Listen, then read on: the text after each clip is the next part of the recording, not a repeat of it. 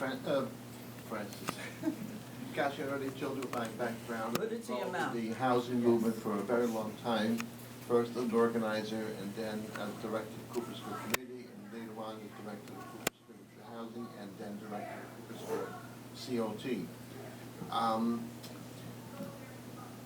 Trying to catch the thread of what you were asking me. So I was asking about how many people ended up in the houses. Well, let me start with saying one thing. The film can't cover every part of Cooper Square history, which is very long and very complex. For example, some 300 apartments were built, brand new apartments, pursuant to the alternate plan for Cooper Square. It wasn't that we just went from no housing to mutual housing. There was new construction, but in 1985, there was no more housing funding for new construction from the federal government, and that's when we made the switch to the revised plan and the Mutual Housing Association. The buildings in the Mutual Housing Association project initially were over 400 apartments. But you have to understand what apartments we're talking about, with tubs in the kitchen, toilet in the hall, shared in many cases, okay? Can you imagine sharing a toilet with your next door neighbor? Okay. So when we did the renovation, at one point I lived there for a number of years. I had a 2-bedroom apartment. The 2-bedroom consisted of 6 foot by 9 foot, okay? It qualified as a room because it had a window, but it didn't meet the current housing code. So the 400 apartments became about 328 apartments because we combined apartments to make them a little bit bigger and in compliance with the housing code. So we had 328 apartments in the Mutual Housing Association too, although Cooper Square also worked in a number of other projects. The Q building, which was the first cooperative for the homeless, that's not counted in this universe. Also, for example, the building where Tito lived before he moved to this project here on East 21st Street, okay? So overall, the housing that was developed pursuant to the plans of Cooper Square was about 65% of all the housing developed, plus the new construction that was mentioned in the movie, the 25% of the new housing that is required to be permanently affordable. So I don't know how much, that adds up to more than 400 for sure, like 600 or 700 or even more, okay? Sure. So I come to this from a totally different place. I was born and raised on the Lower East Side, and my community was totally devastated by urban renewal. Over 2,500 families, not people, families, were thrown out of their homes. They promised us that they would build, that we can come back, and that we would have beautiful apartments. That was a lie. We fought for 50 years. It was empty lots. We fought for 50 years. Cooper Square fought with us for 50 years in order to get the housing we got there now. This is a different site. This is a site on Delancey and Grand. And we were able to get it only because, unfortunately, we had to compromise. We got 500 units of market rent and 500 units of deeply affordable housing. And the other thing we got out of it is the right to return. In other words, if you as a kid lived there, you could go back. You would have first priority. The other thing that we got, what nobody else got, was affordability forever. I hate to use the word perpetuity because nobody knows what it means. You know, so what I'm trying to say is that this fight was bigger than just what was discussed on the film. We've been working on the Lower East Side for 63 years. Is that right? 63 now, right? 63 years. You should know that we are a sister organization to Metropolitan Council on Housing. Both these organizations were built by the same people. Francis Golden, James Benedict, Esther Ann, and others. So there are probably a million questions, but I just wanted to say that I come from being displaced. As you know, as many of you know, that the history of this country is really a history of displacement. And the story goes on. If we don't fight back, nobody's gonna fight for us. So.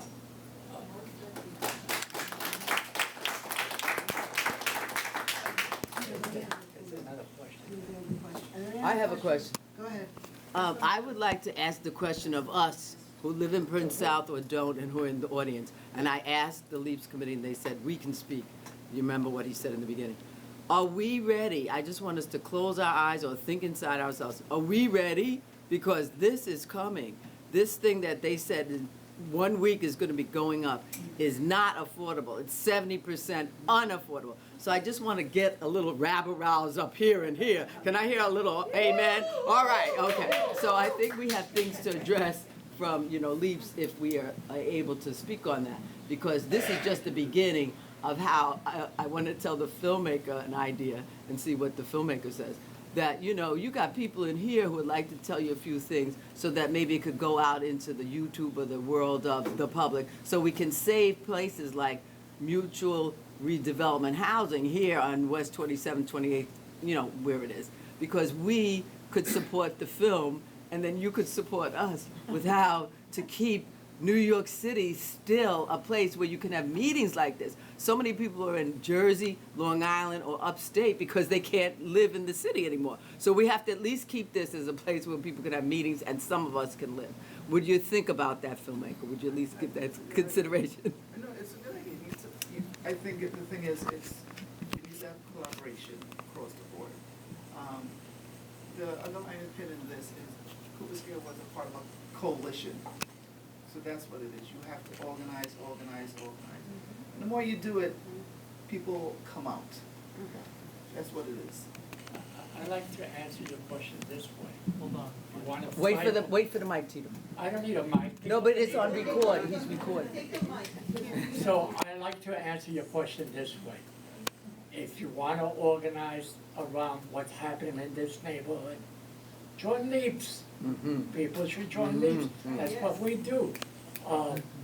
We've been building this organization for about 10 years now.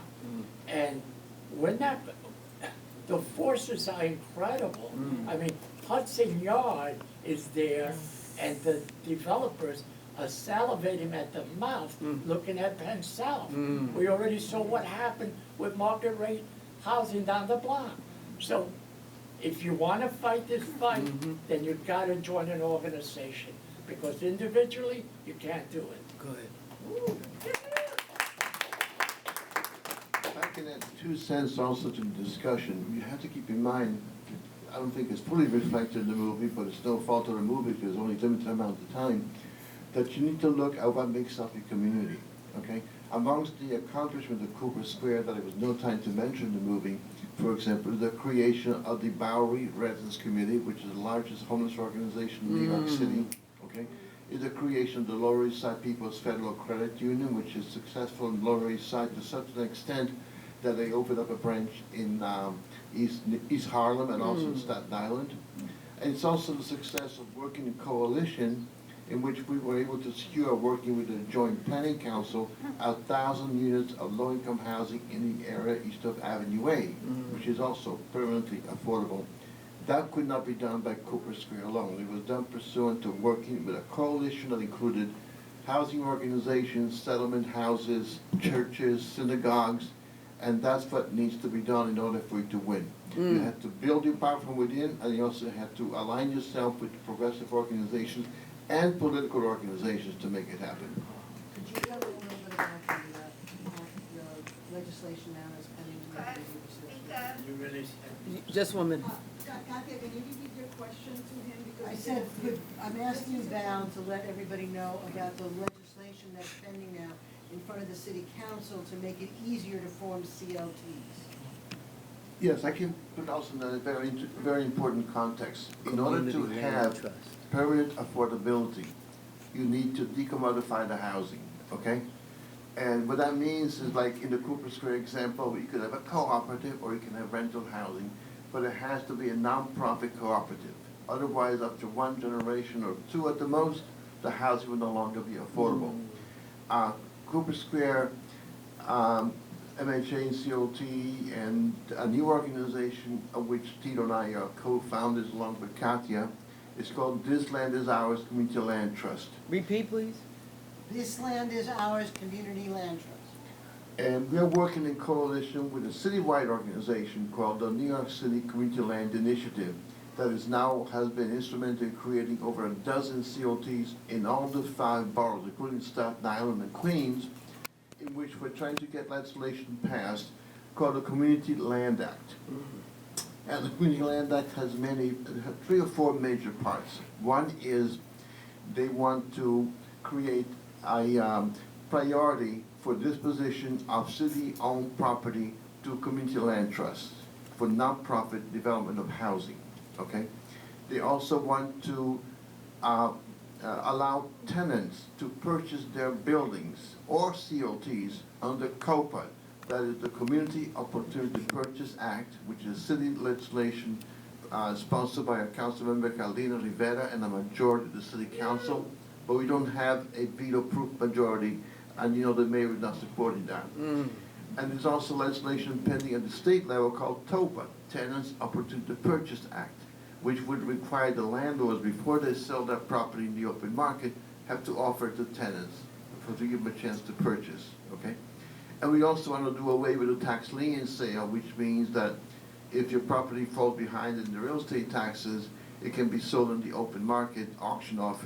We want that housing to either allow small property owners to take back their property or to convey the property to a nonprofit like a community land trust. That is all part of what we need to do to decommodify the housing and make housing affordable in perpetuity to working class and poor people. I like that. So I just like to add something to that.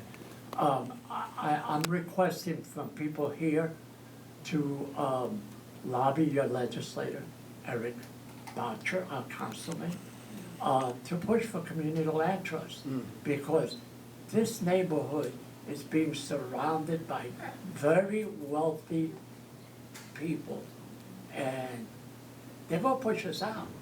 It happened on the Lower East Side. I saw it happen, and if we don't wake up and start pushing for social housing controlled by the tenants, then it's gonna happen to us. I have a question, Tito and Val. The Lower East Side was and still is made up of lots of different ethnic groups. We've been told, and we brought up this bullshit, that we can't all work together, we're so divided. How did you get all the people from all these different, the Chinese community, the Jewish community, the Latino community, how did you get them all to work together? Was that a problem? It's not an easy problem to solve, okay? But we have, to our benefit on the Lower East Side, is we have a history of struggle going back generations, okay? As mentioned in the movie, when I was talking at one point, the Lower East Side initially was a haven for low-income housing, for low-cost housing. So people came here with different political viewpoints, different religious points of view, atheists or religious. And we were not a melting pot, as I said. There were a community, many cultures, and that's what gave us strength. That fact that we were many cultures unified around one common theme. We wanted to remain in the neighborhood at a rent that we could afford. And we did have groups in Chinatown. We had settlement houses, University Settlement. The oldest settlement house in New York City was a member of our organization. And that's the thing to do. You do not work in isolation. You work in coalition in order to accomplish what you wish to accomplish. Yeah, sure. One of the things that attracted me to this project was that. Mike. One of the things that attracted me to the project is the diversity of Cooper Square. And I really cringe when people say diversity also, because they use it in a way to nullify or really critical critique. I've worked in Baltimore, Newark, and other places where the population who's undergoing the same circumstances are homogenous, and meaning it's either black, white, or Latino. There's very little mixture. And with Cooper Square, I think one of the success was not only because it was ethnically diverse, the people who were looking on the outside looking in could identify, because that could be my auntie, or that could be someone I can relate to. And in doing so, it created sympathy for them, people to sit up and pay attention to what is actually happening. When it's homogenous, and especially when it's people who are disempowered politically, there's great indifference, so no one wants to pay attention to it, they can be overlooked. But this situation is very different. The other part what was very successful at Cooper Square, it's woman-led, which is very, very unusual for social movements, and they give rise and voice to concerns. Francis in particular, because I never met Jane Benedict or Esther Ann, but I have experience with Francis. Francis could speak to someone on a level that they can understand, very clear without the garbage of political speak. She got to the heart of it. And I think that was one of the big success with Cooper Square compared to the places that I've lived and seen just got demolished by this whole real estate thing. Yes, David, go ahead. Thank you, guys. This is like my first meeting. I'm so impressed with all the great work and great people that you are, great energy. I just Googled our land community trust, and it comes up something with NYU. So I would love to see like a more social media presence, so we can intergenerational. The work that you all have been doing up on stage and even people in the room is fantastic. But we need to get the mission that you want to add is accomplished. We need to get that done. If we're going to get the electeds, whether it's Eric or any other council members, then that's what we have to do, is social media presence. But thank you all for your great work. Thank Rosalie, you. go ahead.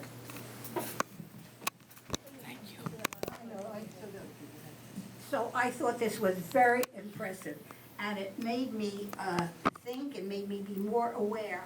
And I don't know how many of us knew about the building that's going up across the street from us, the one that's taking over the supermarket. How many of us knew that they were going to build something there? I didn't know that was going to be for profit. Frightening as it is, not being told and then giving us 4 or 5 days, you all remember that? To make a decision about how this building should be handled, how it should be sold. I mean, I was outraged that our board did this and that we did nothing to confront our board about it, did nothing to fight. We have to be very, very careful. So we have a building for profit with some very small not-for-profit being built right across the street. Outrageous.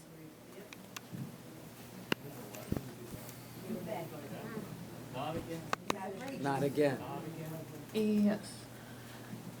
So I just want to say well done on the film. I'm very glad I traveled all the way from Harlem to see this film. So for, I guess, the younger generations, like younger millennials or Gen Z, that have older, obviously, family members that live in these residential buildings, is there anything that we can do to help you guys out? Because I feel like, right? I feel like it can be, something like this can go viral really easily just to get a more broad audience as far as like what's happening with this problem. So someone said like social media, how we can get social media integrated with this problem to make it like more well known to help you guys out. So I guess the base question is how can, sorry, I'm a little nervous. That's okay. The young, yeah, how can like, I guess the younger generations help their grandmas or like great grandparents? So like what she said, you know, oh sorry, not to sound that way, but No, we loved it, we loved it. Yeah, really, how can like we help you guys out to make this like more greater for everyone else? You're welcome to join our organization. Did you hear what he said? Young lady, I don't know your name, please. Ashley. Ashley, you're welcome to join our organization because as grandpas and grandmas, we're technically retarded. So we can really use your skills. So afterwards, if you can give us your number, that would be great.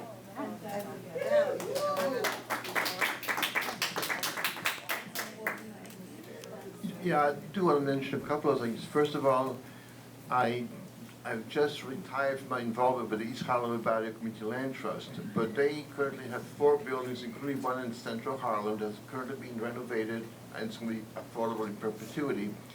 And I believe they are looking to expand into Harlem and East Harlem. So you should, if you wish, I can get you in touch with them. And the other thing I also want to mention, we were supposed to have a presentation just this past Thursday or Friday, but it was postponed. We're going to make a presentation to Community Board 4 regarding the CLT model, and we do have plans for the next year or two to expand our organizing efforts into Chelsea. That's this is our community land trust. Can you mention LEAP's website? So I'll answer your question this way, because it's a generational thing also. I'm 46. You don't look. Thank you, but my needs feel different. And I work with young people who are in their 20s, and I showed them the documentary, and I said to them, I don't know if you're gonna like this, because it's not flashy. Mm-hmm. It doesn't have all the things that mostly young people like, and the guys go like, are you kidding me? It has gentrification in it. What the fuck is wrong with you? My neighborhood is getting gentrified right now, and I'm pissed off. And I go, oh, okay. And he goes to me, yo, you gotta hit me up on the gram, son. And I was like, what do you mean? So hit me up on the gram, the Instagram, the social media feeds. And the thing is, what I learned from Francis and from Cooper Square, which I took for granted. I come from Trinidad. We have extended communities, extended families. So we will see a baby be born in a building or in a neighborhood, and we'll see grandma exit. Also, in Cooper Square, what I learned quickly when I go to Fran's apartment, when I went to her apartment, I will see everyone in her apartment, from the guy who's the busser at the restaurants, to the electrician who's down the block, to some young person who literally listening to her stories, and she will disseminate that information through generations of people. There's a woman in Cooper Square called Barbara, I can't remember her last name, red hair. Her mom lives in Cooper Square, she lives in Cooper Square, her daughter lives in Cooper Square, her daughter has a kid in Cooper Square. So it's generational. So if you could pass on the information, maybe social media or through friends, we keep that legacy, that history, that culture, that knowledge going. Because things like this, quite frankly, things like this, a story as benign as this, which is working class people, we have people in other states trying to get rid of these progressive thoughts. So if we have collective memory of these experiences, we can pass it on to other people. And that's what you need to do. Can you just say leaps.nyc so people know how to go? Is it leaps.nyc? Jay will give you the site. Thank you, Leaps, for showing this important documentary and for opening this discussion again, which is so crucial to our co-op and to our neighborhood. But I think that we need to know that the emergency right now is with NYCHA here in Chelsea. For about 5 years now, Elliott, Chelsea, and Fulton have been fighting privatization, and they put up a valiant struggle. Fulton collected petitions of over half of the tenants, very strongly opposing privatization and the RAD and other poison in different bottles that the city makes up to describe privatization. The city has taken advantage of the COVID situation, the fact that many of the tenants do not have computers, are not online, to push through a plan right now which is calling for the demolition of NYCHA here in Chelsea. The demolition and building some buildings, rebuilding some buildings that will house some of the tenants, and just like when you promise you'll get back in, who knows, and having market housing in the rest of the area. This will affect us tremendously. What will it do to Elliott, Chelsea, and Fulton? And it's a precedent So they're claiming all the tenants are for this. It's a precedent that will be set for the city and for the country, and it's being talked about that way by NYCHA activists. So I want to erase this, and LEAPS, everyone else, let's be on the alert. The tenants, NYCHA tenants are regrouping to deal with this. They will need all the technical expertise that we can help them with. They will need our solidarity.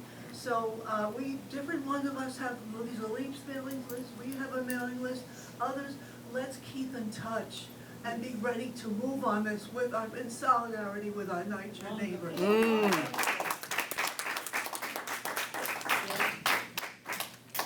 One of the things, hold on. No, but before Jay, could I mention something regarding this point? Mike, I know that Lizette. Jay- And I'm glad that you're mentioning that, because Jay, Tito, and myself have been saying that we should be showing this film to the people in NYCHA so that we can inspire them. I mean, they have been doing an amazing job against all odds. But we have purchased the DVD, and we just need a place, and it could be maybe even here, Tito. We should invite our neighbors to come here and see the movie and see in what way that neighborhood was able to fight back. So I'm glad that you're here and raising that point, because we have been talking about it. So let's work together. Jay. So, being respectful, of people's time and how long we're going, I think, something that Ryan mentioned in terms of, and Val mentioned in terms of coalition and reaching out to others. I think one of the things that we're up against in Penn South is this sort of myth that everything is rosy and good in Penn South. And, one of the things that we are up against with all of the developments around us is there's no longer any place to shop. There's no longer any restaurants to go to eat in, and what is left is there's nothing that's affordable. I mean, 13 years ago, when we moved here, there was loads of drugstores. When I lived here 30 years ago, there were fish markets on 8th Avenue. There were grocery stores on 8th Avenue. Those don't exist anymore. Now what exists is unaffordable or is empty. And then you look over at Hudson Yards, and 40% of Hudson Yards is empty. They can't rent it. And you read the stories in the New York Times that the real estate market for offices is 40% is unoccupied. They can't rent space in New York City anymore. So that is having an effect on us. So when you're talking about this high-rise market around us that is empty, that is putting a pressure on Penn South. And in this market that we cannot afford to walk out of, we have our power station. And our power station needs to be upgraded. And where is the money going to come from to upgrade our power station to bring us in compliance with the pollution ordinances? There's going to be another land grab in our future. And that is on the horizon. And so I'm just saying, this is what we've got to be aware of. And that's why we've got to reach out to those in our community, and how we need to, as Joyce said, we need to work with others. We need to act in solidarity with our neighbors in the NYCHA buildings, but we also have to work in coalition with others in the community. We can't pretend that we are an island unto ourselves. We have to work with others. Jay, the website you promised to give. Give her, tell her the website. so I can. What's the LEAPS website, Mike? It's We will- leaps.nyc. Everybody, leaps.nyc, everybody who's here today, we will send you an email with the LEAPS website. I'm sorry, he still had a follow-up, point. Yeah, she does, but she's asked to speak and then I'm gonna give you. Yeah, 'cause I have to go.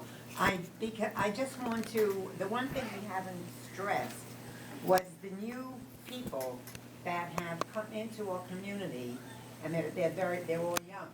And there's many children that we haven't seen. I'm here 22 years. And certainly it has changed tremendously in the 22 years that I'm here. And so it's not just appealing to the older people like myself. We need to reach the youth that has come into this community, and even though they wouldn't get my apartment was 15,000 22 years ago. Now it's 135 or whatever it is.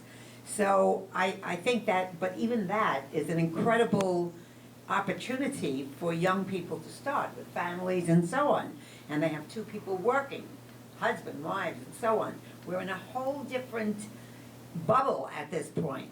And I think that we need to get the young people that are here, that are new here, or the last 5 years, and we have to get them to this organization. The question is how? Well, there's a way to be, we've got to work, I don't know. So, having lived in public housing, I think that it's very important that if you have a way for us to get that film into Hudson Gill or into the public housing, I think we can have these type of discussions. Yes. So that because if they go, that's going to put more pressure on us also. So it's not just a matter of, of trying to save the public housing. That's going to affect us, seriously affect us. It's going to be more rich towers with rich people that's going to put more pressure on us. So we got to see this as a common interest to fight that. So Joyce, is it? Please, if you have contacts there, let's get together, let's show the film, let's have these kind of discussions to kind of light a little fire on everybody. Right. After no further questions, let's break and go have some food. Thank you. Thank you all for coming.